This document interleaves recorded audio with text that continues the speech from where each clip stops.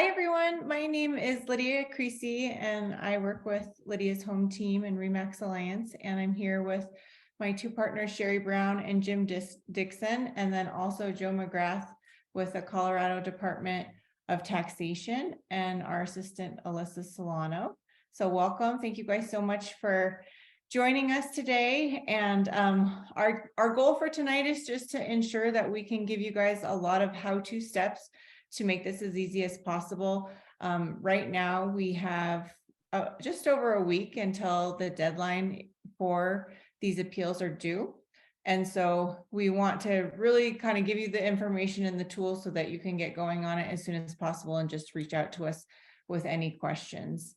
So I'm going to go ahead and get going with that. We're going to start going through our presentation, and then we'll allow plenty of time at the end to answer questions.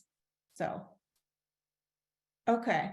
So again, we do have several follow-up documents that are going to be helpful to you guys in this tax appeal process. Specifically, what we've done is we've outlined with a PDF county by county the link to get started to appeal online. We do recommend appealing online if you can. And then within each county, there is, for the most part, a specific sales comparable finder. And so we've outlined that as well, so that when we get to that part, you guys will be able to really walk through that. So we just want to make sure in here that you guys understand that if you're able to submit your information in the chat box, then we'll make sure that those documents are emailed to the best email address that you give us, so that you can get that and make it as streamlined as possible. And then feel free to also submit questions along the way in the chat box too. So we'll head on to the next page. Again, I know a few of you guys just joined, but my name is Lydia Creasy again with RE/MAX Alliance. Sherry Brown and Jim Dixon are my partners. We also work with RE/MAX Alliance, and we have Joe McGrath here also with the Colorado Department of Local Affairs and Taxation. So he's going to be the expert, but we would like to just kind of provide some resources to you ahead of time as well. Okay, so kind of right off the bat, there have been so many questions during this process, and here are the questions that we're kind of getting a lot, just common myths. So first one is that your property value can't be changed, and that is actually false, and we'll walk through kind of how to do that. It is not too late to appeal. You actually have until June 8th. And I believe that's every county. Is that correct, Joe? Yes. Okay. Yes, it that's was correct. June 1st for a lot of counties, and some of them were June 8th, but now everything across the board is June 8th. So it's too difficult to appeal my value. And actually, you guys have done an amazing job of having a lot of resources online and really streamlining the process. So we'll walk you through that. It actually, can take probably 15-20 minutes if you know where to go. So we'll guide you through that. And then another common myth that we see all the time is property taxes are based solely off the property value from the assessor's office. And there's actually 3 different components that go into that valuation. So we'll walk through that as well, just so you have a little better understanding of that. So as far as the 3 components that are deriving your property taxes, the first one is the assessment rate, and that is set by the state statute. The second one is your mill levy, and both of those 2 components will vary depending on your county. And then the last part is the assessor's property value, which is the postcard that you guys received in the mail that probably all got you a little bit worked up. So those are the 3 components, and we at this point don't have much control over 1 and 2. We'll kind of come back to how that can change and how we can have a voice in that. But what you can control today is the assessor's property valuation. When they are looking at your house, they're specifically looking at the location and the size of your house. They know nothing about whether your basement is finished half the time, what upgrades you've done or not done to your property. They don't know anything about how your property compares to other properties in the area. So that's the information that we are going to give to you.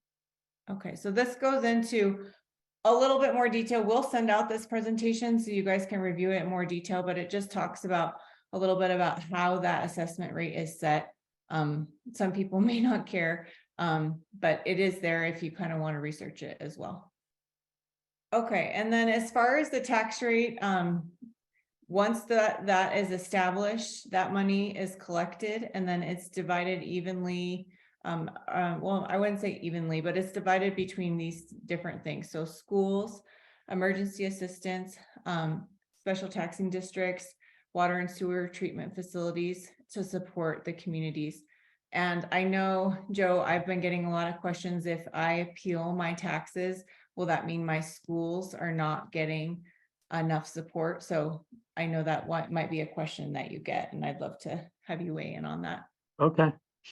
So, all right. So then the assessor's property value is what we're working on tonight. Basically, what they're doing is they're taking all of the properties in each county and they are developing a process to try and create a valuation.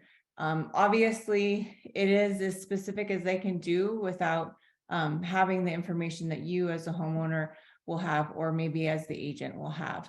So that's where we're going to try and delve into more information to make sure that that information is accurate.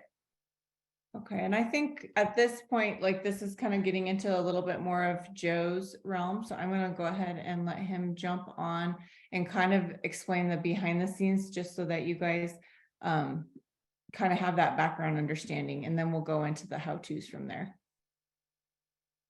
Thank you, Lydia. And this is a good slide for me to start with. You know, according to state revenue regulations, the assessment of residential properties should be based entirely on the market approach, using verified sales from July 1st, 2020 to June 30th, 2022. Most counties use that 24-month data gathering period to collect their sales.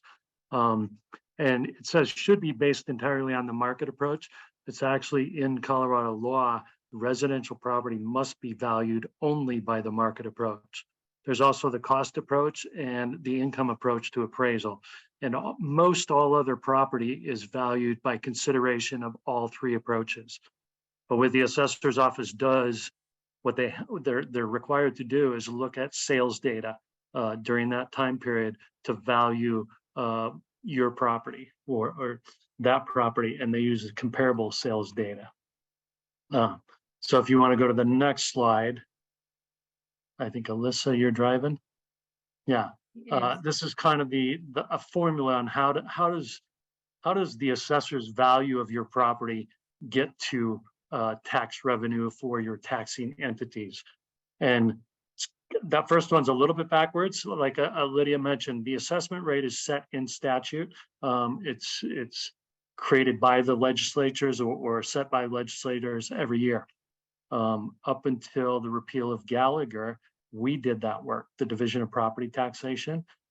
We established the residential assessment rate because Gallagher required a balance of 55% commercial property and 45% residential. And that was the revenue balance that was required by Gallagher.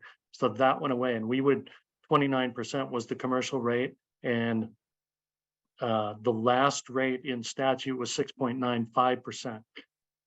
That kept ratcheting downward and was going to continue ratcheting downward until in 2020, Gallagher was repealed, and then 2021, legislators set the assessment rate in statute. But backing up, if you start with your actual value, that's what the value of your property in the assessor's office is referred to in statute, the actual value. That's synonymous with market value. What is the market value of your property as of June 30th, 2022? And that's for the January 1st assessment date and the January 2024, January 1st, 2023, and January 1st, 2024 assessment date. It's a 2-year cycle.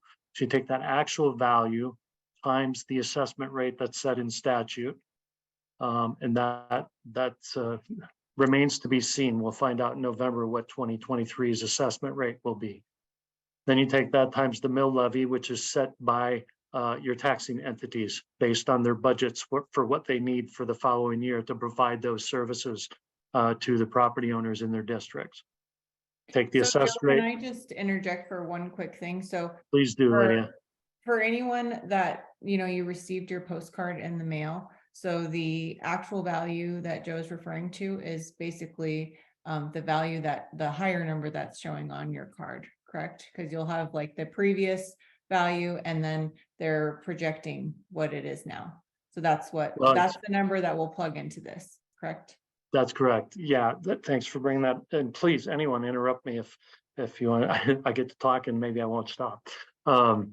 Anyways, the actual value, what Lydia's talking about on your postcard, on your notice of valuation that you just received, is required to have the prior reappraisal year's value. So that 2-year cycle would have been from last year's value, what this year's 2023's value is gone to, and then it's required to put what is the amount of change on there as well. So that's what you see in that actual value, like Lydia said, that's where we start. The assessment rate right now in statute and current law for 2023 for residential property is 6.765%. That may change in November based on Senate Bill 23303. We'll find out then. But then, so moving on, the mill levy is set by your taxing entities, and there's probably many of them in your tax district, your county, your school district, your fire district, your library district, metro districts, any kind of district taxing that levies taxes. Take the assessed value times that tax rate will give you your annual property taxes due, divide that by 12, and you have your monthly tax bill. In most cases, most people's taxes are paid through their mortgage, through their escrow, and it's an annual fee, but most people are aware of it. So any questions so far? Okay, next slide, Alyssa. And here's an example on an actual value of $500,000. Say your home is worth, your property, I shouldn't say your home because your property includes your land and any outbuildings or anything associated with that land, your improvements and things like that. So you got an actual value of 500,000. The assessment rate for 2022 is 6.95%. That's your assessed value. And then your taxes are calculated off of your assessed value. The mill levy for the property in this area is 101.35 mills. The average for the state is roughly around 100 mills, but it varies everywhere. So you get a mill levy, you get your tax rate 0.10135. Take that times your assessed value, and there's your property tax, the $3,521.91. Divide that by 12, and there's your monthly taxes. That all kind of, it's pretty straightforward, but those are the three components that go into it. Here's another example, a different value on the property at 800,000. The tax rate, the assessment rate, you can see is 2023, and that is lower. So the assessed value is still going to be higher. The mill levy is the same. The taxes due are going to be a little bit higher. And mainly what drives that is the increase in the property's value. From 500,000 to 800,000, the value went up. So what's unknown here, I'll share with you, is the mill levy. Each taxing entity sets their own mill levy every year. In most cases, they don't change. And if your mill levy stays the same, then yes, because your property's value has gone up because of the appreciating market over the last 2 years, then yes, your taxes will go up. What taxing districts do have the ability to do and is to temporarily lower the mill levy. And so in which case they wouldn't collect as much revenue or the windfall of revenue due to the increase in property value. And they could not increase your taxes as much as they might. So that's the other example. I think we got a few more slides, right, Alyssa? Proposition HH is a good thing for Colorado. The Division of Property Taxation is neutral on all laws. We don't enforce the laws. We're not opponents. We're not proponents for laws, but we do spend a lot of time explaining what the law is. So that's what I can help you with. I'll give you in a nutshell what it's a good thing for property owners in Colorado. It sets the assessment rate in statute for the next 10 years, offers a little bit of property tax relief due to the increase in value in your property. And in most reappraisal cycles, property value does appreciate. That's why we own it. And so it does go up, but this has been a dramatic increase, historical, over the past reappraisal cycle. And the data is available to show it. It's there. But Proposition HH offers some relief to property tax owners in lower assessment rates, and an actual value adjustment to the actual value reduces it, especially to starting in 2025, primary residence owners, or what you might refer to as a homestead exemption. If you own your own home, do you get an exemption? Starting in 2025, yes, you will. Basically a $40,000 reduction in value. And then the lower assessment rates over the next 10 years. Still the unknown is the mill levies. Your local taxing jurisdictions, they have the ability to adjust those mill levies. In some cases, it's a limited ability, depending on if they've been what we call de-Gallagherized or de-Bruced, where they've gone away with those limitations, and it's all focused on local. So for us to say, okay, my property value went up because I got my notice in value in May, that my taxes automatically will go up is not necessarily true. Mill levies are set in December of every year for the following year. And if your taxing entities reduce their mill levy, you may not have an increase in your property taxes. That's just a fact. But in most cases, yes, it probably does mean that your property tax bill will go up. But you can become involved in those taxing entities and go to their meetings to find out what's going on there as well. Is there anything with Proposition HH that we missed in this slide? Is there anything that you'd want to add that's not captured, or? I'm trying to think if there's little idiosyncrasies that like I said, it sets the assessment rate every 2 years for the next 10 years. You mentioned the senior homestead exemption or senior exemption. That's currently in statute. And yes, if you've lived in your house for 10 years, you meet the requirements, you're 65 years of age or older, and you've lived in that property for 10 years, then you qualify for the senior exemption. And that's 50% off the first $200,000 of value of your property. It's a program that we track through the state, through the Division of Property Taxation. It's all done in statute, very statutory. What Proposition HH does, provides a benefit to seniors who qualify for that senior exemption, and then they move. It makes the senior exemption portable, which it has not been. Often seniors, maybe want to downsize and move to a different property, but that did not go with them until or unless Proposition HH passes. That'll make it portable. And seniors, that's a primary residence as well. So you get the $40,000 in reduction in value. Yeah, it's a nice benefit. It does good things for Colorado. It does good things for seniors. Whether it's a good thing or not, I don't know. We're all familiar with a TABOR refund. A TABOR refund is surplus tax dollars, and I don't know a whole lot about that, but that is moving some of the surplus, what you would get as a refund, because they're offering tax relief to individual property owners. The taxing entities need to be made whole, and the state will use some of that additional money to backfill those taxing entities in the lost property tax dollars. So your entities, your taxing entities, would still be able to provide the services to you, even though you're getting what's equivalent to a tax break, basically, through Proposition HH. But that's kind of in a nutshell everything. I mean, it's a 77-page bill. It's big. You don't want to go through the whole thing tonight? Everybody's going to fall asleep. I'm trying to think of anything else, not really related here, but it does create a couple of different property classifications, one being renewable energy agricultural land.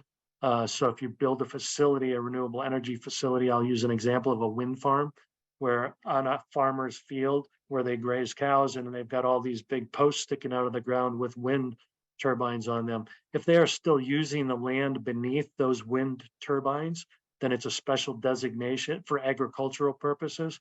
then it's a special designation and they get a lower assessment rate.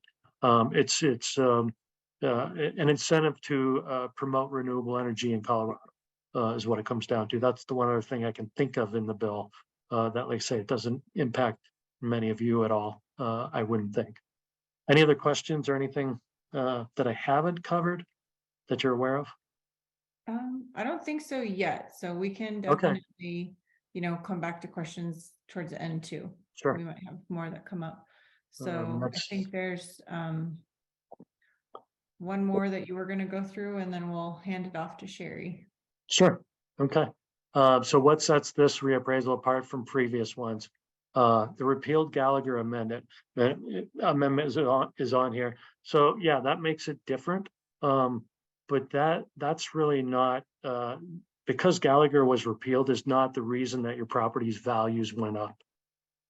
It's not the reason. It hasn't really changed too much of the way things have been for residential property.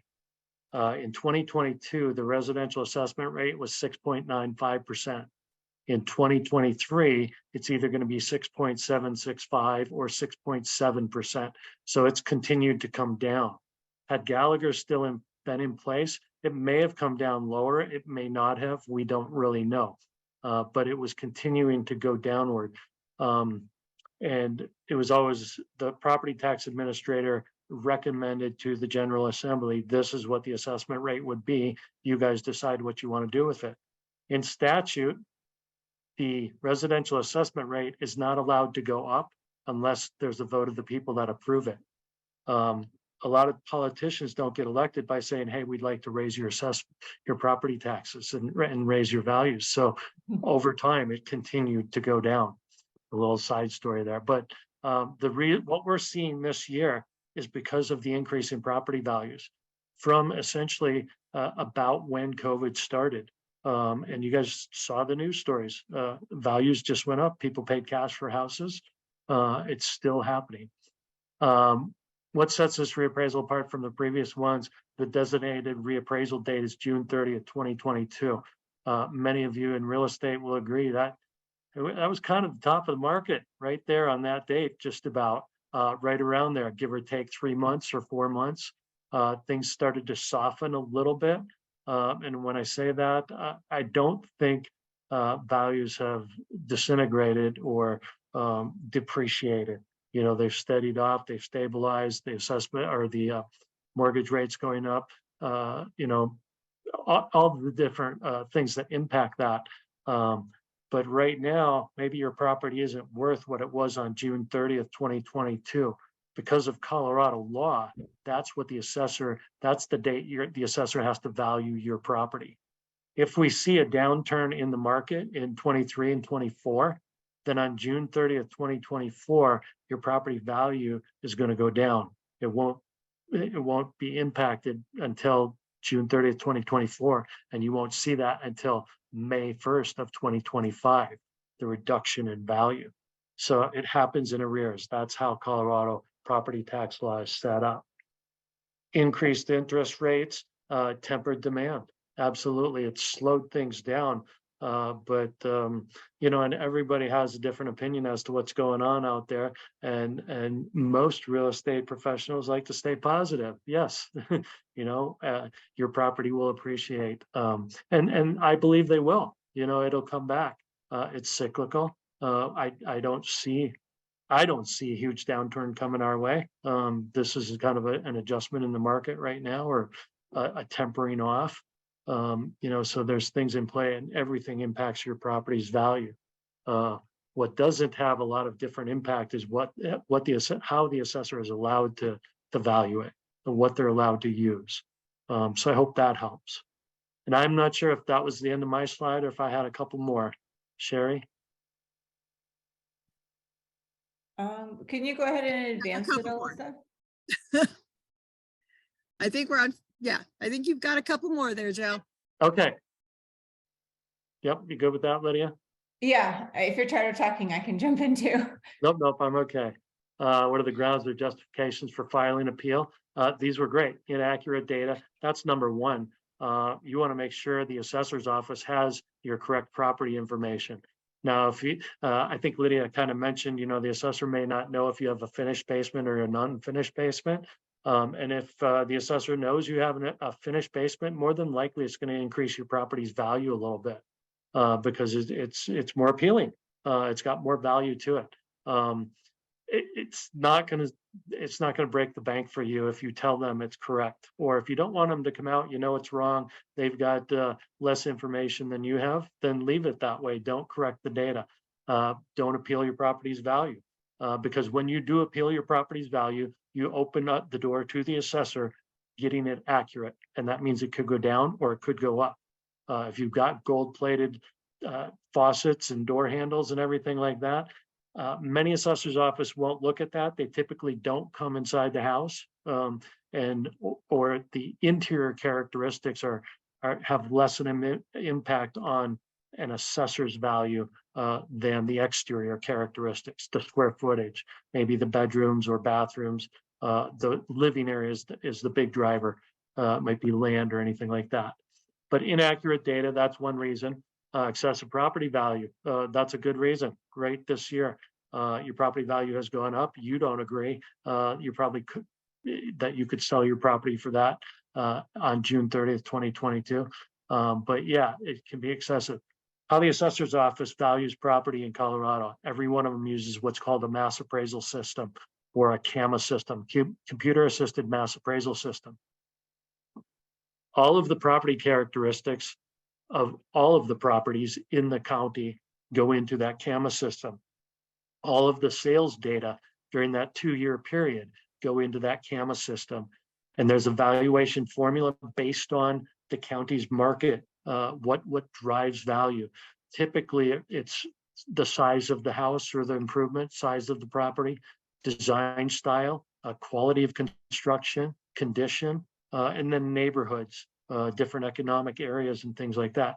So there's all kinds of information that goes into that system. So every assessor in the state can value every piece of property in their county on one day, as of January 1st every year. That's the only way they can do it. By appealing your property's value and saying, hey, I think you might have got it wrong, you're kind of forcing the assessor to look more closely at your property. Take it outside of that computer model and say, what would it be if we found the most similar comps that are like your property in that neighborhood, that are designed the same as your house, or the square footage is very similar, all those similar property characteristics.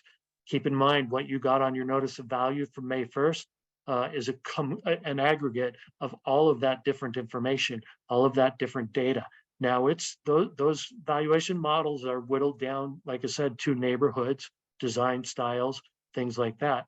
But your property might be compared to 30, 50, 100 other properties that are similar to that have sold, maybe only 7. Some areas, very few sales. What an appeal does is it forces the assessor to look a little bit closer. Now, I don't know how assessors' offices are going to work during this appeal period, because some have appeals through the roof, like they're not going to be able to handle them all, and they might deny it automatically and allow you to appeal it to another level. The third one there, no justification, no reason is required to exercise your right to protest. I'm glad you guys put this on there. Yeah, you don't have to have a reason. Basically, you're appealing your property's value. When you do that, you're stating to the assessor, you've got it wrong. I think you got it wrong. The burden of proof now is on the property owner to say, okay, it's wrong. Here's why it's wrong. And that is case law. It's the burden of proof falls on you to say, here's why it's wrong. But to simply appeal your property's value, you do not have to explain all that. You just have to file your appeal. Okay. It's that simple. Like Lydia said, 15, 20 minutes. They're going to help you online, or flip your notice of value over and it's got instructions on there. Put a stamp on it and send it in. You're done. That's all you can do at this point. All you need to do. When you go and meet with the assessor, typically that's what they will do, is they'll contact you and say, hey, let's talk about this. Typically, you may just get a letter that says, yes, we've adjusted your property's value, or no, we've denied your property's value. I can walk you through some of that stuff. But by appealing, by simply filing that appeal, you are retaining your appeal rights beyond June 8th. June 8th is the date, the deadline that has to go in. You've got to get your notice of that value or your appeal of your notice of valuation in by June 8th. If you do that, then you've got more time. You've got more time to find comparable sales or make your case, I guess, as to what you think your property's value should be. But there's no reason on your appeal, all you have to do is value too high, put that on there, or I disagree with the value. You don't need any details. You don't need comparable sales. You don't need a reason beyond that why you're appealing your property's value. You're retaining your appeal right. Does that help on that slide? Yep. Moving on, unless people have questions. After sending your appeal, you will either get a I phone have a call from the. question. Go ahead, Uh, Kirsten. Hi, sorry. So I just want to make sure I understand because I'm significantly confused right now. Okay. I understand filing the appeal opens the assessor to come in and possibly make worse. So things like, personally for me, I have replaced electrical panels and I'm have to replace part of my roof in June. Those things are going to improve the value of my house. But that said, what I get regular updates from my mortgage broker, this is what houses in your area are selling for right now, which are significantly lower than what my postcard is valuing my house at. So my instinct is to file an appeal, as you say, just with no justification. I just think you've got it wrong. Right. But what I hear you saying is that I could, what's also happening is while, my house was the original condition with the electrical boxes from the 60s, it wasn't safe. It had to be fixed. And now feel like that's going to be working against me in this situation. And I would say with your examples, not necessarily.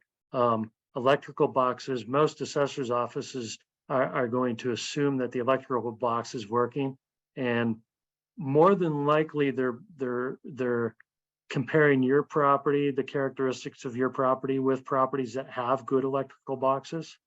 Does that make sense? A little bit, yeah. They're kind of comparing what's in the neighborhood and along those lines. Yes, and typically an assessor's office won't go down to those minute details. I see.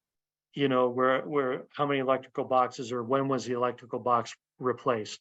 If you've done a major remodel on your house and you pulled building permits, then they probably have gone to the building permit office and said, okay, you've added 100 square feet or 1,000 square feet, or you've Gotcha. redone the whole interior. Does that make sense? Yes, that's clear. Yes. And repeating a question that's in the chat, the appeal would be the value as of June 2022, though, not today. Is that correct? So let me explain that. There's two dates that the assessor works with, the assessment date and the appraisal date. January 1st, every year is the assessment date. So January 1, 2023, you just got your notice of value for May, on May 1st, they have to go out. That value, that NOV that you got is as of January 1, 2023. How did your property sit on that day? Was it completely 100% built and everything like that? What are the characteristics on January 1? On June 30th, 2022, the assessor looks at economic data. That's the appraisal date.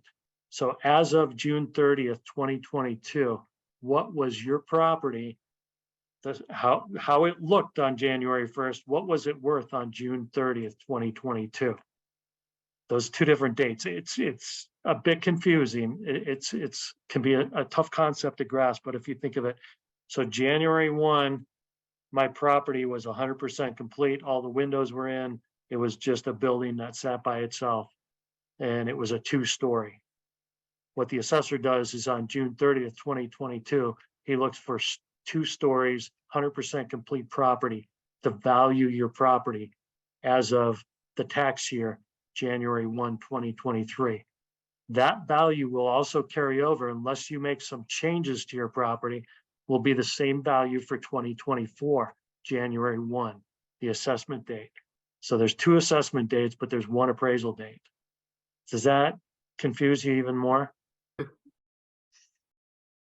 Your roof, Ms. Crum, Yeah. there's probably not a lot of value. What the assessor has to do, what an appraiser has to do is that, say you pay $30,000 for a new roof.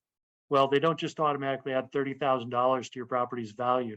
An appraiser has to compare your house, what would your house sell for, or something like yours with a brand new roof as compared to a house that doesn't have a brand new roof. Again, that's more detail than the assessor has time or resources to get into. Okay, A so it single kind of works to property, my advantage to have, they're not going to go into that minutia so much as they're looking at more broader market value concepts. correct, I correct. think the bigger thing, Kirsten, is just to, when pulling the comparables, they're gonna want comparables that are in 2022, ideally, the first half of 2022. So if we look, like a lot of people that I've been doing research for so far, I've been trying to find comparable sales in January of 2022 when it wasn't quite as hot, or late in 2021, or like May and June of 2022. February, March, April, things were a little bit hotter. So if we can, if you can find some comparable sales that are in those other months that are not quite as hot, I think you'll be fine.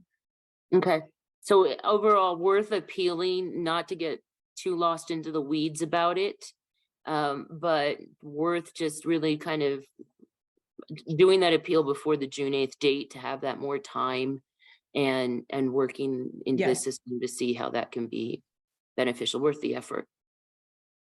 Absolutely, I agree. I actually encourage everyone on here, to appeal your property's value. At the very least, it will educate you as to how the assessor came up with your value. Right. And then you can determine whether or not it's fair. In most cases, the assessor's not going to raise your value. That's just from previous experience with assessor's offices. The statute does open the door, and Yeah. look at it this way: if you owned a piece of vacant a property that was halfway complete, your house was halfway complete, and it was vacant land, you would want that assessor to have that correct information, especially if they might say, oh, it's 100% complete. You would want that assessor to know it's not 100% complete. Same way, other way around. Unless you're hiding something, a gold mine. They look at the broad market. They don't have time to even do what a fee appraiser would do. A fee appraiser I refer to when you purchase or refinance your house. Typically, the lender hires an appraiser to come out and look at your property. And the goal there is to get as much value as you can, to get as high a mortgage as you can. Ultimately, it's a different concept, but it's done a different way as well. That's what I was thinking, is because Lydia knows I bought my house in June of 21, and the appraisal gap was part of the conversation of the purchase, and wound up being very fortunate in how it balanced out in the end. So now I'm looking at it and I've watched it go up and come back down over the last 2 years, and now they're valuing it for June 22. And that's my fallback, is remembering that when I purchased the house, that was Right. a large part of the conversation and a large part of the bickering Yeah, over the like I sale, said, the contest for the sale. I'm losing my words. I apologize. that's it. That's all right. But yeah, as like I said earlier, as it goes forward, and you won't see any downturn in your property's value for 2 years. That's how the reappraisal cycle is set up. If there is a downturn in the market, you won't realize that until 2025. So, any other questions or anything else on this slide? Yeah, let's maybe try and get through the next 4 or 5 slides, and then we'll be done and we can go through as many questions as people have. Okay. Yeah. So I think the next 2 slides essentially just kind of talk about, once you turn it in, what's the process? When can we expect a response? And basically, my understanding is that you guys have through August to respond. And then if there is, more discussion that needs to happen, then there will be a chance to meet with someone directly if you'd like to contest it. Yeah, and the assessor's office, maybe some of you have already appealed your property's value. They send out what's called a notice of determination. They will either adjust your property's value because you appealed it, and if you're happy with it, then that's great, or they will send you a denial letter. It's a notice of determination, and they'll say your appeal is denied. And then it will give you what the next action that you can take to appeal your property's value. And again, you do not need an attorney. You go to the County Board of Equalization. That's your next level of appeal. And typically that is made up of your Board of County Commissioners, or the BOCC can hire hearing officers as well to hear your appeal at the county level. And it's more or less you're taking it further. And I think it's by August 5th is when the County Board of Equalization meets and settles all appeals. And some counties have extended appeal periods. After the County Board of Equalization, they also send out a notice of determination from the CBOE. And then you can appeal it further. You'll have three options after that: either the Board of Assessment Appeals, which is a state division. You can take it to district court, or you can agree with the county to take it to an arbitrator. If you take it to an arbitrator, their decision is final. You have no more appeal rights. Very few people take it to an arbitrator, just in case. District court is another option for you. Typically, that might cost you a little bit of money, filing fee. You may have to have an attorney in some cases. Or the Board of Assessment Appeals, I believe they may charge like $100 filing fee. So it costs a little bit more money, but you don't need an attorney or anything like that. And that is a state agency, takes it out of the county's hands. Not out of the county's hands, but the county goes before the Board of Assessment Appeals if they deny your appeal at that level. So you've kind of got three levels of appeal before you would want to take it to the Court of Appeals or the Colorado Supreme Court. Your next two options. Does that help? Yeah, perfect. Okay, so I think the next slide just kind of reiterates what you just said. So Sherry, are you good to take it from here? I am at the moment. So hi all. Just in case, I am sitting outside. I have some work being done in my home, so it's a little loud in there, but now I've got dogs and traffic to contend with. So I may flip it back to Lydia, but in the meantime, how to appeal. The big thing is everybody is asking, how do you appeal? And there is going to be a link attachment. We can send this also out. It'll have all of the by county, the link that you would go to make that appeal. You can also send in it by mail, but it is definitely easier if you're comfortable online to do it that way. Most of the counties are also providing a tool that'll help you find the comparable sales in your area. Again, you get to look at that. You're going to be looking and knowing the condition of your home, and you're going to be better equipped to find it than those comps than other people. And as Lydia was pointing out, the time period really is that July 1st, 2020 through June 2022. However, they are taking a snapshot in time of what your house would have appraised for on June 30th, 2022. So to find them as close as you can to that June mark would be great, but not everybody has that.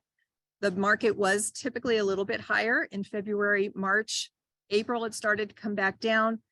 May, so May, June, and January, as Lydia had mentioned, those are going to be the months. If you can find comps that are comparable to your home, that would be the months to be looking at, those to be looking at. But they are trying to find that snapshot again of June 30th, 2022. So the closest you can get to those, the better. You can suggest a value that you're more comfortable with. I did have some clients that I was helping that they haven't made any renovations to their house in 22 years. They are the first ones to admit they are not, they haven't kept up with their home and they're updating.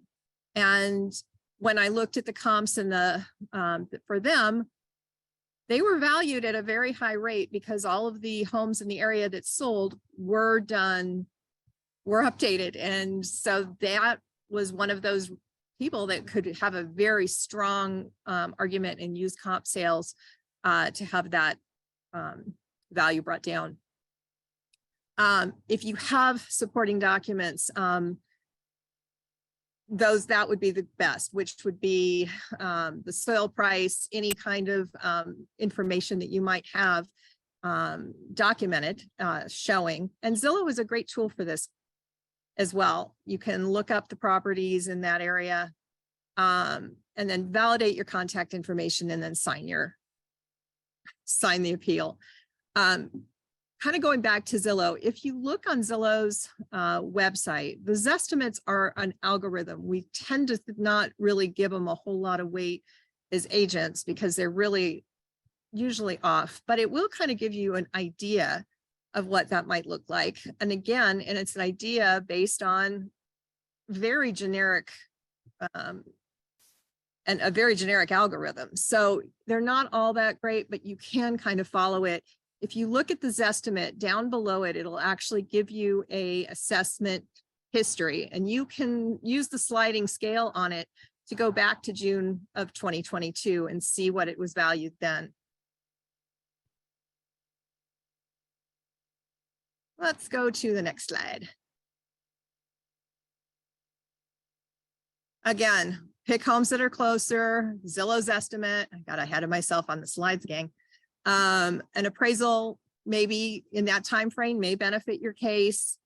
I did see one question that came through that's I think we could probably address, or Lydia might be able to address as well, where the home was purchased within this time frame and it was purchased over appraised value at that moment, and your value on June 30th, 2022 is showing even higher than that. So there may be a question mark on that one as well.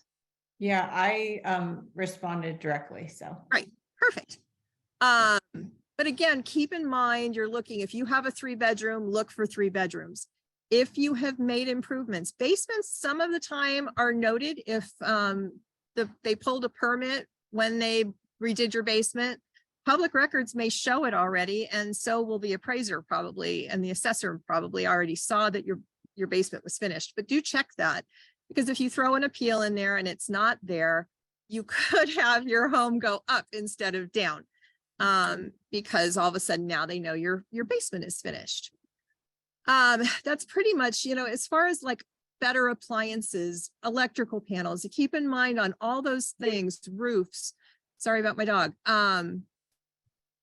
Those are going to be looking at the average. So just because you put a new roof on, a lot of those comps probably had, at least they had to have had a decent roof to have gotten sold. So keep in mind, you're looking at average to average, electrical panel, average to average. If it's 30 years old, yes, it should be updated. No, that is probably not going to add any value to this particular type of appraisal. So similar homes, 3 to 5 comparables are usually what would work well.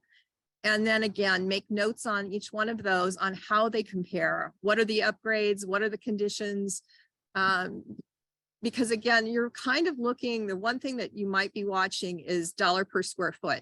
And that is a fairly, that's kind of where you're at, is you're looking at an average dollar per square foot is also very helpful. Just real quick, Sherry, just to interject, Mhm. Alyssa has dropped in the PDF that has the counties, the website to go to start your appeal. And also, if they do have a comp finder within their website for you to kind of narrow by neighborhood. And I mean, a lot of times you guys are in your neighborhood and you see, and you're watching houses all the time, so you know how your house compares to them. Something that's like a fix and flip and everything is beautiful and new may not compare to your house that you haven't done anything. So those, can definitely be a good resource for you. So feel free to click on that. It's also on our website too. Great. Perfect. So what if my property value doesn't change? And I think Joe pretty much hit on this. As far as what can be done, you can appeal the appeal, you can continue to go through this process.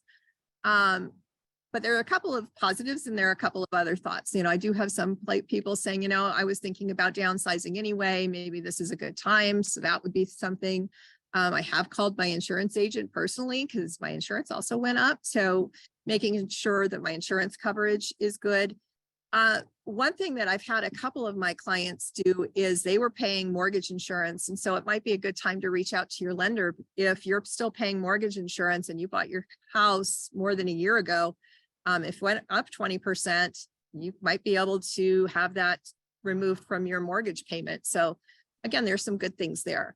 And then taxes, do you qualify for a senior discount or a veteran discount? There's growth caps, there's Golden Star spouse exemptions. There's all sorts of exemptions that you can also check into.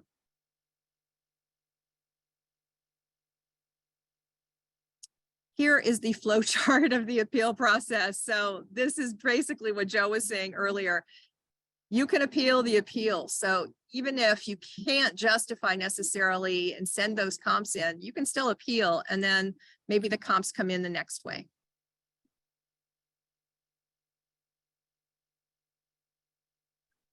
Okay. Any other questions? Okay, I'm looking at the chat right now, so I'll go ahead and start reading off some of the questions that are coming in so far. Okay, Christine has a question. I don't see a way to appeal online in Jefferson County, only a PDF to print and mail. Am I missing something? I don't know, Christine, are you looking at the PDF that we just dropped into the chat? Don't know if you can. I don't know. I'm Are sorry. you able- Well, I clicked on the link just now. It's Uh-huh. the same.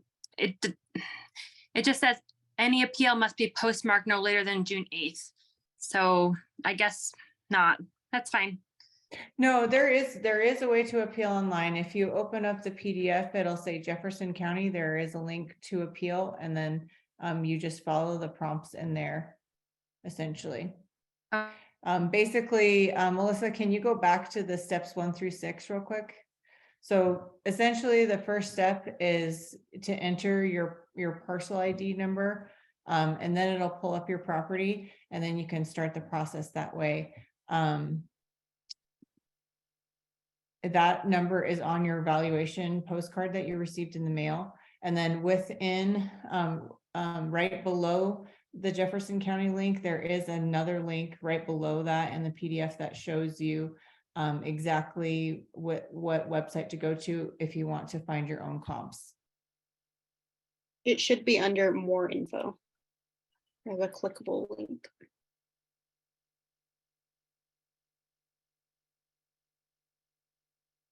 Wonder if I can I just open it, Alyssa, and I don't know, will that work or?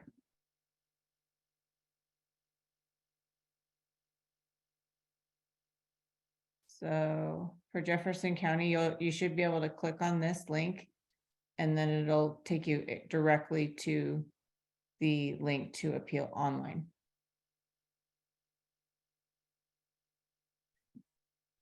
Thank Are you. you able to get that to load for you?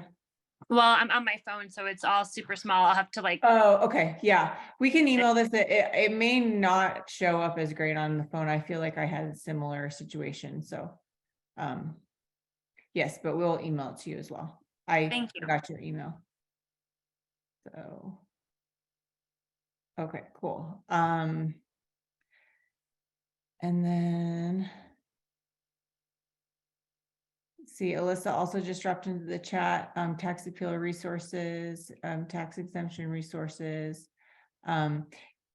Yes, Jeremy, you can find your valuation card. So if you go onto the website for your county, you can search by your name or your property address, and it'll find it that way.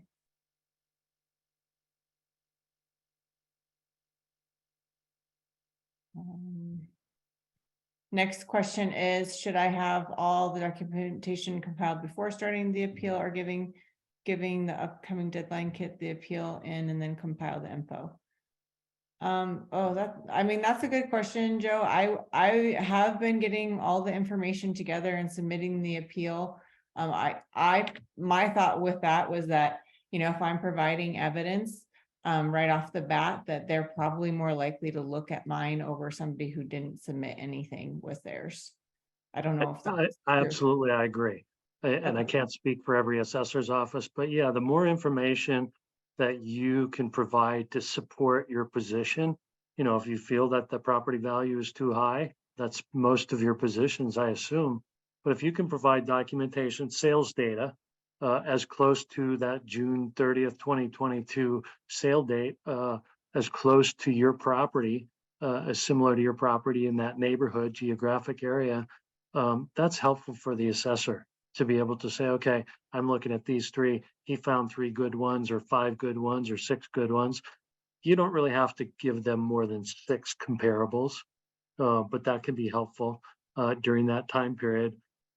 Anything that you can provide them. If you've got a list of property deficiencies or characteristics of your house that you think have an impact on the value. Perhaps all your neighbors, everybody in the neighborhood is professionally landscaped and you live on a dirt lot. The assessor might not know that information. Maybe they weren't there for a long time. Typically, an assessor will come out to a property when there's a new construction, a building permit, or when a property sells. They go and confirm the sales data. So they might not have been to your property in a while. Does that Yeah, help? along with that, Joe, I mean, another thing I'm seeing quite a bit is if your property does like back up to a really busy road or a busy intersection or major power lines behind your property or airport behind your property, I mean, those things definitely do, you know, make a difference, or even backing up to a supermarket or something like that. So if your house is being compared to the house that is backing up to open space in Mountain View, and you're any of those circumstances that I mentioned, you definitely probably are going to have a good chance of appealing that. Those are not apples to apples comparisons. So. Right, right. And it kind of depends on what the assessor's office looks at as well. You know, how much in that market does that view impact the value? But yeah, absolutely. I encourage you to appeal your property's value. I'm so sorry, Olivia, I think I skipped over your question. Where did it go? You had a question, or Amy, I'm sorry. Do mineral rights and royalties affect the assessment value? So I'm going to defer to Joe on that. So any mineral rights are included in the value of the land unless the assessor finds a preponderance of evidence that the mineral rights on that property do impact the value.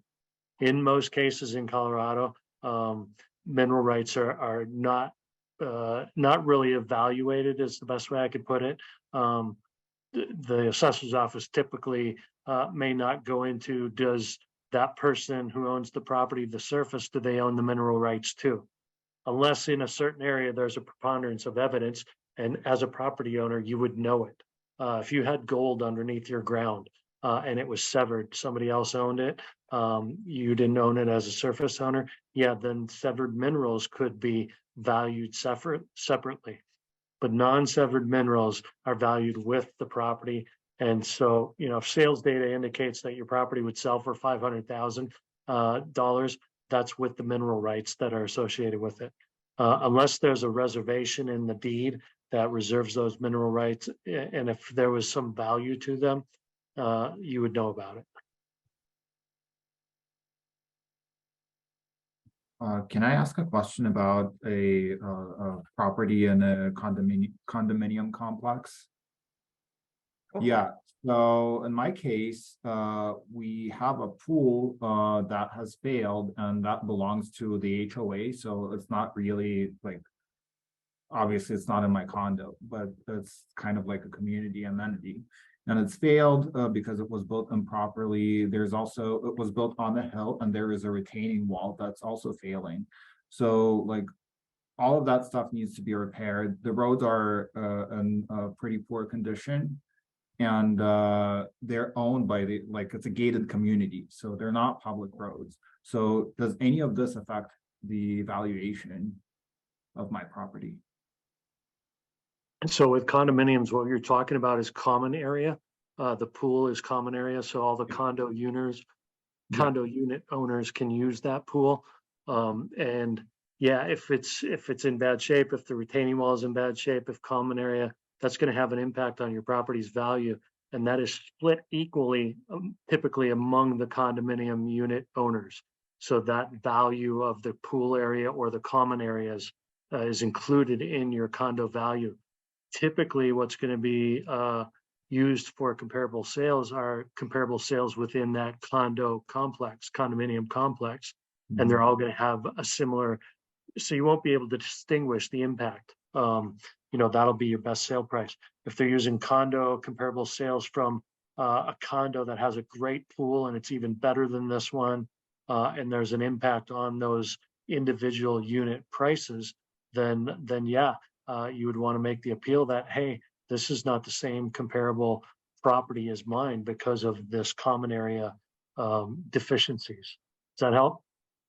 I see. And the sales data can be found when I file the appeal. So they'll include like the comparable sales that they used to kind of calculate the value of my condo.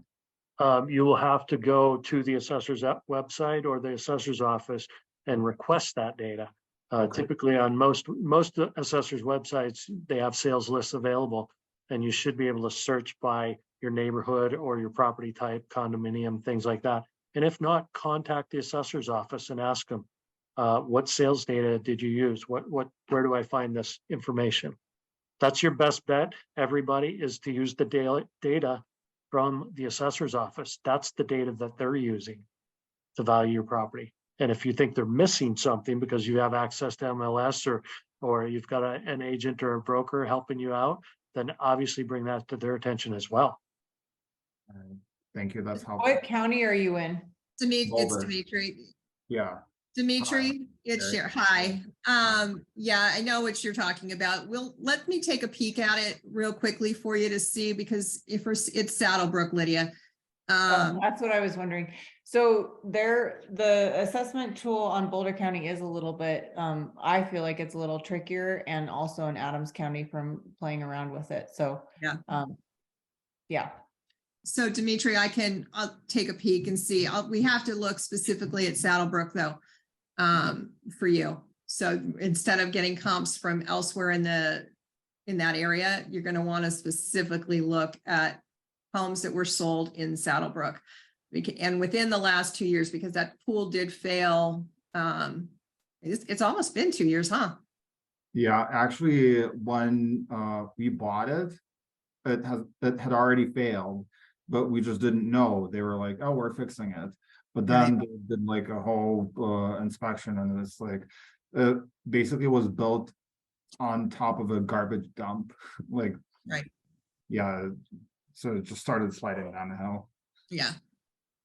Yeah, we can look at Saddlebrook specifically, but that would be where you'd get your comps from. If you want to do it yourself, just make sure you're just using comparable sales from within Saddlebrook. I see. Okay. Thank you. Mm-hmm.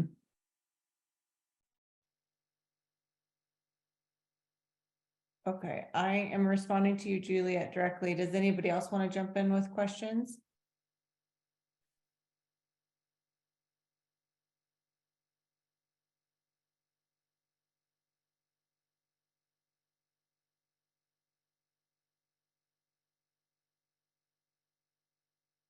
Are you guys seeing any? I'm not seeing any.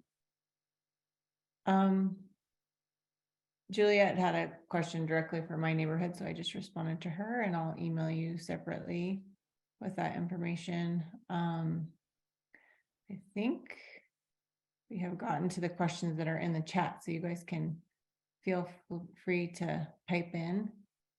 If Sherry, you might have had a question. I kind of had a question that's like a little bit selfish, but I mean, with you know, like extra tax money coming into the counties and stuff, like I have kids in school and stuff like that, like how will they decide how that tax money is partitioned between those like 4 things that we talked about: schools, special taxing districts, water, sewer, utilities, that kind of stuff?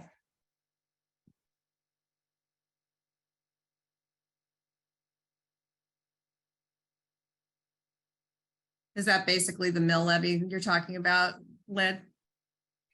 Yeah, I don't know if Joe heard that, or he looks like he might be frozen. Yeah, he looks frozen to me or unmuted. He did, We okay. may not get an answer to that. I can email him, or maybe he jumps back on. So, let's see. I think that's it. I think those are all the questions that we have. Alyssa, could you bring us back to the first page just so everybody has our I had- information? Lydia, I'm sorry, I had one quick question for Yeah, Joe, additional question. Just to confirm, the amount that is listed on the valuation postcard, that's the assessment amount, not the appraisal amount? Or what is that amount? so Sure. on your card, you should see like basically what they had it at 2 years ago and then what it is now. So that's the Right. second number. The higher number is what you would be contesting. Understood. I'm just asking, Joe gave us some great detail on the difference between the assessment date and the appraisal date, and are there different amounts based on those dates, or is it just that one amount? I believe it's just that one amount. It's just a matter of when you receive that notice of valuation. Okay. Thanks. I don't know if you want to pipe in, Joe, or. Sorry, I don't know if my internet went away there for a second. I'll answer your question, Lydia, about the schools, Okay, the different mill levies too, but yeah, Kirsten, sorry, I forget what you were asking about. It kind of came in on the back end there. okay, so my question was about the school thing, and then Kirsten's question was about whether the January 1st valuation and the June 30th valuation, if they were the same number. So yes, the January 1, that's really the one you want to focus on. January 1st, you just got your notice of value. Notice of values are required to be sent out by November 1st, May 1st. I'm sorry, I said November, by May 1st. So every assessor has sent out their notice of value, and that's the value of your property as of January 1st, 2023. What does that mean? That means that that's what your taxes payable in 2024 are going to be calculated off of, that actual value. How they came to that actual value, how the assessors got there, was by looking at the market data, the appraisal date of June 30th.